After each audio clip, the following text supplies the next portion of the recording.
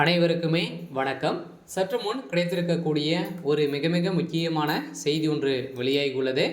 சற்று முன் மத கலவரத்தை செய்த உதயநிதி நீதிபதி இறுதி தீர்ப்பு, இது மாதிரி செய்திகள் வெளியாகியிருக்கு. ஏற்கனவே சனாதன வழக்கில் பார்த்தீங்கன்னா வசமாக சிக்கிய திமுக சேர்ந்த அமைச்சர்களும் உதயநிதி ஸ்டாலின் சிக்கி இந்தியா முழுவதுமே மத கலவரம் ஏற்படுத்தக்கூடிய அளவிற்கு ஒரு மிகப்பெரிய பிரச்சனையாக தான் போயிட்டு இருந்துச்சு இல்லையா. இதை தொடர்ந்து இப்போ பார்த்தீங்கன்னா உதயநிதி ஸ்டாலின் சமீப ஒரு நிகழ்ச்சியில் கூட பார்த்தீங்கன்னா நான் ஒரு முழுமையான கிறிஸ்துவர் அப்படின்ற மாதிரி பேசிய சம்பவத்தினால தான் இப்போ இந்து மக்களுக்கு பார்த்தீங்கன்னா ஒரு மதக்கலவரம் செய்யக்கூடிய அளவுக்கு தான் இப்போ மீண்டும் மீண்டும் பேசிட்டு வரும் நிலையில் இப்போ உதயநிதி ஸ்டாலின் அவர்கள் பார்த்தீங்கன்னா அவருடைய வழக்கில் நீதிபதி ஆனந்த் வெங்கடேஷ் தாமாக முன் இவருடைய வழக்கை ஒட்டுமொத்தமாக முடிக்கக்கூடிய அளவிற்கு தான் இப்போ சம்பவம் மேலே சம்பவம் நடந்திருக்கு. இதை பற்றி இந்த வீடியோவில் நம்ம முழுமையாக பார்க்கலாம். அதுக்கு முன்னாடி நம்ம சேனலுக்கு இப்போ தான் நீங்கள் முதல் முறையாக வந்திருக்கீங்க அப்படின்னா மறக்காமல் நம்மளுடைய சேனலை சப்ஸ்கிரைப் பண்ணி சப்போர்ட் பண்ணுங்கள். வாங்க வீடியோக்குள்ளே போகலாம். ஏற்கனவே சனாதன வழக்கால் இந்தியா முழுவதுமே பார்த்தீங்கன்னா ஒரு மிகப்பெரிய கலவரங்களாக வெடித்திருந்து இல்லையா.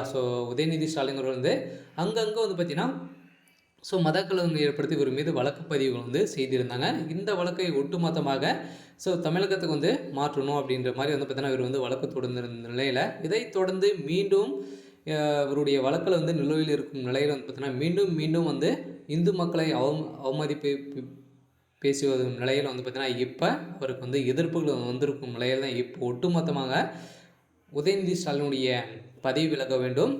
அவருடைய சிறையில் திகார் சிறையில் அடைக்கப்படுவதாக ஒரு பரபரப்பான செய்தி வெளியே இருக்கு இல்லையா. ஏற்கனவே பார்த்தீங்கன்னா இந்த மாதிரி பேசி இருந்த நிலையில் இப்போ மீண்டும் ஒரு நிகழ்ச்சியில் உதயநிதி ஸ்டாலின் பேசிய சம்பவத்தினால பார்த்தீங்கன்னா நான் முழுமையான ஒரு கிறிஸ்தவர் அப்படின்னு பேசிய சம்பவத்தினால இப்போ எதிர்கட்சிகளும் நிறைய இந்து மக்களும் பார்த்தீங்கன்னா இப்போ ஈரோட்டில் பார்த்தீங்கன்னா தேர்தல் நடக்க போகுது. சங்கு கூட பிரச்சாரத்திலேருந்து ஈடுபட்டு செல்லும் போது கூட பார்த்தீங்கன்னா எதிர்ப்புகள் உதயநிதி ஸ்டாலின்களுக்கு தெரிவித்து வரும் நிலையில் தான் இப்போ இந்த திமுகவுக்கு கூட தலைமையகத்துக்கே ஒரு மிகப்பெரிய ஐடியாக தான் வந்திருக்கு இல்லையா. இப்போ வருகின்ற சட்டமன்ற தேர்தலில் இந்த ஒரு காரணத்தை வச்சே பார்த்திங்கன்னா திமுக ஆட்சிக்கு வருமா அப்படின்றது தான் ஒரு மிகப்பெரிய கேள்விக்குறியாக இருந்திருக்கும் நிலையில் கூட இப்போ உதயநிதி ஸ்டாலினுடைய ஒட்டுமொத்த கதையை முடியக்கூடிய சம்பவம் தான் நடந்திருக்கு.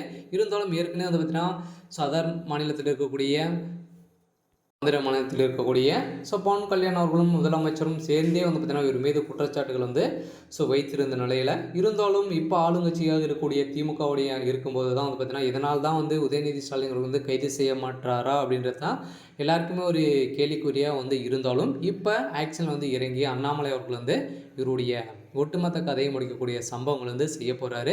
இருந்தாலும் போராட்டத்தில் ஈடுபட்டு இருக்காங்க.